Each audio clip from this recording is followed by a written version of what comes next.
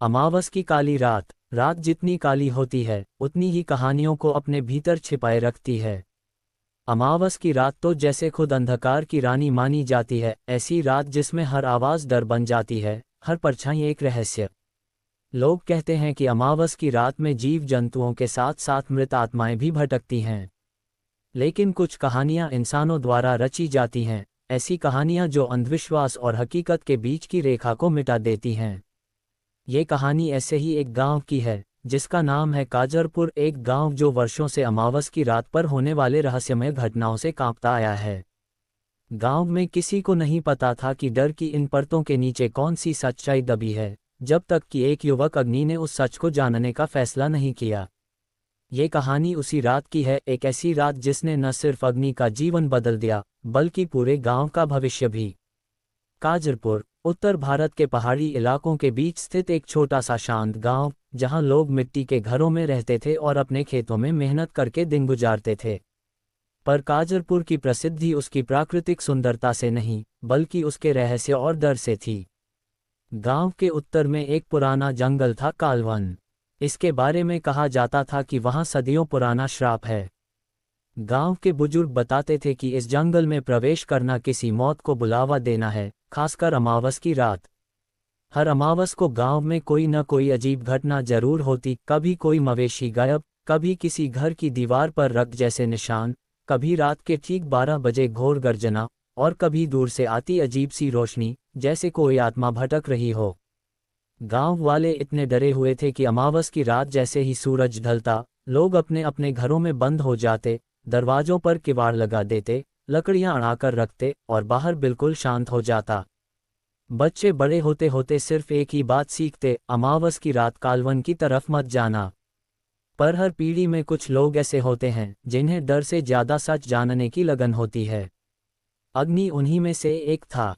अग्नि 24 वर्ष का तेज तर्रार और समझदार युवक था। उसने कॉलेज की पढ़ाई शहर में की थी, पर अपने पिता के गुजर जाने के बाद वह वापस गांव लौट आया। उसकी माँ उसे कालवन के बारे में बार बार सावधान करती थीं, पर अग्नि को हमेशा महसूस होता था कि गांव वाले किसी गहरी बात को छिपा रहे हैं। अग्नि के पिता देवेंद्र सिंह की मौत भी एक अमावस की रात ही हुई थी। उन्हें छाती में दर्द का दौरा पड़ा था, पर कई गांव वाले कहते थे कि उन्होंने मरने से पहले कुछ देखा था, कुछ ऐसा जिसने उन्हें मौत के डर से जमा दिया था। अग्नि ने बचपन में अक्सर अपने पिता को रात में नींद में चिल्लाते सुना था, नहीं, मुझे मत बुलाओ, तुम कौन हो, दूर रहो। मौत वाले दिन भी उनके चेहरे पर भय की रेखाएं थीं। और तभी से अग्नि के मन में सवाल जलते रहे, अमावस की रात आखिर होती क्या है? कालवन में क्या छिपा है? लोग इतना डरते क्यों हैं? अग्नि ने तय किया, वह इस अमावस सच जानकर ही रहेगा। अगले दिन अमावस थी। सुबह से ही गांव में अजीब खामोशी थी। लोग जल्दी जल्दी अपने काम निपटा रहे थे और घरों में बंद होने की तैयारी कर रहे थे। शाम तक सूरज ढला नहीं कि गांव बिल्कुल सूना लगने लगा। अग्नि घर आया तो उसकी माँ सरस्वती चिंतित थी। अग्नि, आज जल्दी खाना खा लेना, अमावस है, बाहर मत निकलना। अग्नि मुस्कुराया, माँ, ये सब अंधविश्वास है। नहीं बेटा, सरस्वती ने कांपती आवाज में कहा, हर अमावस कुछ न कुछ बुरा होता है। तेरे पिता भी उसी रात। वह बोलते बोलते चुप हो गईं। उनकी आंखों में भय साफ दिख रहा था। अग्नि ने धीरे से उनका हाथ पकड़ लिया। मैं सावधान रहूंगा माँ। पर उसके मन में कुछ और ही योजना थी। गांव सो चुका था, मशालें बुझ गई थीं, हवा में अजीब सन्नाटा था, इतना गहरा कि अपनी सांसों की आवाज भी बड़ी लग रही थी। अग्नि घर से चुपके से निकला। उसके पास एक टॉर्च, मोबाइल और एक छोटा सा चाकू था, बस एहतियात के लिए। जैसे जैसे वह कालवन के सामने पहुंच रहा था, उसके शरीर में हल्की हल्की कंपन होने लगी। हवा ठंडी नहीं थी, पर अजीब थी। कुछ तो था उस हवा में, जैसे किसी का अदृश्य हाथ शरीर से टकराकर गुजर रहा हो। कालवन के सामने पहुंचते ही हवा बिल्कुल बंद हो गई, जैसे जंगल उसकी प्रतीक्षा कर रहा था। अग्नि ने गहरी सांस ली और जंगल में प्रवेश कर गया। जंगल अंधेरे से भरा था, पर जैसे ही अग्नि आगे बढ़ा, उसे अजीब सी फुसफुसाहट सुनाई दी। पहले उसने सोचा कि यह हवा की आवाज़ है, पर फुसफुसाहट साफ थी, जैसे कोई कई लोग मिलकर धीरे धीरे मंत्र पढ़ रहे हों। यह क्या है? अग्नि ने खुद से कहा। अचानक जमीन पर पड़ी सूखी पत्तियां हिलने लगीं। टॉर्च की रोशनी जैसे किसी अदृश्य परछाई से टकराए और वापस लौट आए। फिर एक चीख, तेज, भयानक, कंपा देने वाली। अग्नि का दिल जोर से धड़क उठा। उसने सोचा कि शायद कोई घायल जानवर होगा, पर उस चीख में इंसानी दर्द था। वह आवाज की दिशा में बढ़ा। कुछ दूरी पर उसे एक पुराना खंडहर जैसा मकान दिखा। दरवाज़ा टूटा हुआ था, दीवारों पर काले धब्बे थे जैसे जले हों, और वहां एक बूढ़ा आदमी बैठा था, शरीर कांप रहा था, आंखें फटी हुई। बाबा, आप ठीक हैं? बूढ़ा आदमी कांपते हुए बोला, देर मत कर, वापस जा, आज रात वो जाग जाएगा। कौन? बूढ़ा आदमी घबरा कर खड़ा हुआ, जिसे सबने भूल जाना था, जिसे इन जंगलों ने पाले रखा है। अग्नि कुछ और पूछ पाता इससे पहले बूढ़ा आदमी चीखने लगा, भाग, वरना तू भी उनमें शामिल हो जाएगा। अग्नि हतप्रभ था। उनमें? किसमें? बूढ़ा आदमी जोर से चिल्लाया, छाया पुरुष, वो जो अमावस पर बाहर आते हैं, वो जो किसी की भी आत्मा खींच लेते हैं। अग्नि का गला सूख गया। क्या ये सिर्फ भ्रम था, या कोई वास्तविक खतरा? पर अगले ही क्षण खंडहर के पीछे कुछ भारी चीज के चलने की आवाज आई, और अग्नि ने पहली बार देखा दो चमकती आंखें, बिल्कुल काली देह, और लंबे मुड़े हुए हाथ। वह कोई इंसान नहीं था। अग्नि जैसे ही पीछे हटने लगा, वह काला जीव धीरे धीरे उसकी ओर बढ़ने लगा। उसकी चाल इंसानी थी, पर शरीर इंसानों जैसा नहीं था। उसकी छाया लंबी थी, असामान्य तरह से फैली हुई। बूढ़े आदमी ने डर से अपनी आंखें बंद कर लीं। अग्नि ने टॉर्च उठाई और उस जीव पर डाली। टॉर्च की रोशनी उस पर पड़ते ही वह जोर से गुर्राया, जैसे उसे चुभन हुई हो। तो रोशनी असर करती है, अग्नि ने सोचा। पर जीव अचानक हवा में कूद पड़ा और 3-4 कदम को पार करते हुए अग्नि के बिल्कुल सामने आ गया। अग्नि ने चाकू निकाला, पर उसे पता था कि यह जीव उस पर असर नहीं करेगा। वह पीछे हटता गया, पर पीछे एक खाई थी। बस 2 कदम और अग्नि गिर जाता। उसी समय टॉर्च का उजाला खत्म हो गया।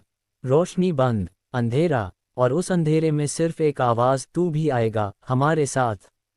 अग्नि का दिल धक धक कर रहा था। उसे लगा कि शायद यही अंत है।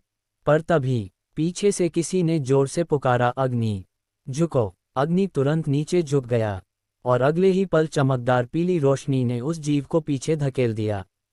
ये कौन? अग्नि ने मुड़कर देखा। वह एक युवती थी, उम्र लगभग 23-24। शराफ भरा चेहरा, पर हाथों में प्राचीन ताबीज और जलती हुई मशाल। उसका नाम था दीपशिखा। तुम यहाँ क्या कर रही हो? अग्नि ने हाँफते हुए पूछा। दीपशिखा ने मशाल उस जीव की तरफ तानी और बोली, अभी सवालों का समय नहीं, जल्दी यहाँ से निकलते हैं। दोनों खंडहर से निकलकर एक सुरक्षित स्थान, जंगल के एक पुराने पेड़ के नीचे पहुंचे, जहां कुछ मिट्टी का घेरा बना था, शायद किसी तरह का सुरक्षा चक्र। अग्नि ने पूछा, तुम्हें मेरा नाम कैसे पता? दीपशिखा कुछ पल चुप रही। मैं बहुत समय से तुम्हें देख रही हूँ। अग्नि चौंक गया, क्यों? दीपशिखा की आंखें गहरी हो गईं, क्योंकि तुम्हारे पिता के जाने के बाद ये जिम्मेदारी तुम्हारी है। कौन सी जिम्मेदारी? दीपशिखा ने उसकी आंखों में देखते हुए कहा, कालवन का श्राप खत्म करने की। तुम्हारे पिता इसकी अंतिम कड़ी थे, अब तुम हो। अग्नि के पैरों के नीचे से जमीन खिसक गई। दीपशिखा ने कहा, यह सब आज से लगभग 150 साल पहले शुरू हुआ था। एक महाराज तेजवीर का अत्याचार। काजरपुर का इलाका कभी एक छोटे राज्य में आता था। महाराज तेजवीर अत्यंत क्रूर राजा था। उसे काले विद्या और तंत्र में विलक्षण रुचि थी। वह अमर होना चाहता था। एक दिन वह कालवन में आया और उसने तंत्र विद्या के अभ्यास करने लगे। पर उसके साथ एक बड़ी भूल हो गई। उसने एक ऐसे विधि का प्रयोग किया जो आधी रात और अमावस को सक्रिय होती थी, पर वह विधि अधूरी थी। विधि अधूरी रही और महाराज तेजवीर की आत्मा 2 हिस्सों में बढ़ गई। एक हिस्सा मानव, दूसरा हिस्सा बन गया छाया पुरुष। उस दिन से हर अमावस को कालवन जीवित हो उठता। दीपशिखा बोली, छाया पुरुष इंसानी आत्मा को निगलकर अपने भीतर शक्ति बढ़ाते हैं। हर आत्मा उनके श्रापित रूप को और मजबूत करती है। 2 अग्नि के पिता का रहस्य। अग्नि ने पूछा, मेरे पिता का इससे क्या संबंध? दीपशिखा बोली, तुम्हारे पिता देवेंद्र सिंह महाराज तेजवीर की वंश रेखा से थे। उनका काम था इस श्राप को नियंत्रण में रखना। हर पीढ़ी में एक व्यक्ति रक्षक वंशी होता है। तुम्हारे पिता वही थे और अब तुम हो। अग्नि सन रह गया। दीपशिखा ने अग्नि को एक प्राचीन किताब दी जो तांबे की पट्टी से बंधी थी। ये तुम्हारे पिता की थी। इसमें श्राप को खत्म करने की विधि लिखी है, पर इसे पूरा करना आसान नहीं। अग्नि ने किताब खोली। पाने पुरानी थी, पर अक्षर अभी भी चमक रहे थे। विधि का नाम था अंधमोचन।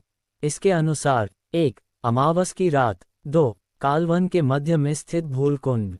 3. रक्षक वंशी का रक्त। 4. मशाल चक्र। 5. छाया पुरुषों का सामना। इन पांचों की आवश्यकता थी। अग्नि ने किताब बंद की। तो ये सब मुझे करना होगा। दीपशिखा बोली, हाँ, नहीं तो ये श्राप कभी खत्म नहीं होगा। अग्नि शानदार था, पर डरा हुआ भी। दीपशिखा और अग्नि कालवन के और भीतर बढ़े। जंगल में अब आवाजें और अजीब हो चुकी थीं, कभी कोई फुसफुसाता, कभी कोई चिल्लाता, कभी हवा अचानक कराहती। छाया पुरुषों की संख्या बढ़ रही थी। चारों ओर काली आकृतियां घूम रही थीं। दीपशिखा की मशाल कमजोर होती जा रही थी। ये मशाल कितनी देर चलेगी? अग्नि ने पूछा। बस भूलकुंड तक, दीपशिखा बोली। और उसके बाद? दीपशिखा ने उसकी तरफ देखा। उसके बाद तुम्हें अकेले लड़ना होगा। दोनों एक विशाल पत्थर के घेरे के पास पहुंचे। घेरों के बीच एक बड़ा गड्ढा था, जिसके चारों ओर प्राचीन मंत्र खुदे थे। वही था भूलकुंड। कुंड के ऊपर काला धुआं उठ रहा था। छाया पुरुष उसके किनारों पर मंडरा रहे थे, मानो किसी की प्रतीक्षा कर रहे हों। दीपशिखा बोली, अग्नि, किताब में लिखा है कि तुम्हें अपना कुछ रक्त इस कुंड में डालना होगा। इससे छाया पुरुष कमजोर पड़ेंगे। अग्नि ने चाकू निकाला। अपनी हथेली पर हल्का सा कट लगाया। लहू की कुछ बूंदें कुंड में गिर गईं। और तभी पूरे जंगल में एक जोरदार चीख गूंजी। छाया पुरुषों ने अग्नि और दीपशिखा को घेरना शुरू कर दिया। दीपशिखा ने मशाल घुमाई, पर मशाल बुझने लगी। छाया पुरुष अब इंसानी रूप में दिख रहे थे, चेहरे लंबे, आंखें लहूलाल। अग्नि ने किताब उठाई और उसमें लिखे मंत्र पढ़ने लगा। ओम अग्नि ज्योति प्रकाश। उसकी आवाज कांप रही थी, पर जैसे जैसे मंत्र बढ़ता, ऐसा लगता कि कुंड उसकी आवाज को खींच रहा है। अचानक सबसे बड़ा छाया पुरुष, जो शायद महाराज तेजवीर की श्रापित आत्मा थी, उसके सामने आ गया। मेरे वंशज, उसकी आवाज गहरी और कंपकंपाती थी। तू मुझे रोक नहीं सकता। अग्नि ने डर के बावजूद मंत्र तेज कर दिया। दीपशिखा ने दूसरी तरफ से कुंड में अपनी बची हुई रोशनी झोंक दी। एक तेज प्रकाश उठा। छाया पुरुष पीछे हटने लगे। अग्नि ने पूरा मंत्र पढ़ दिया, और एक क्षण में पूरा जंगल चमकदार प्रकाश से भर गया। अग्नि बेहोश पड़ा था। उसके पास दीपशिखा बैठी थी, घायल पर जिंदा।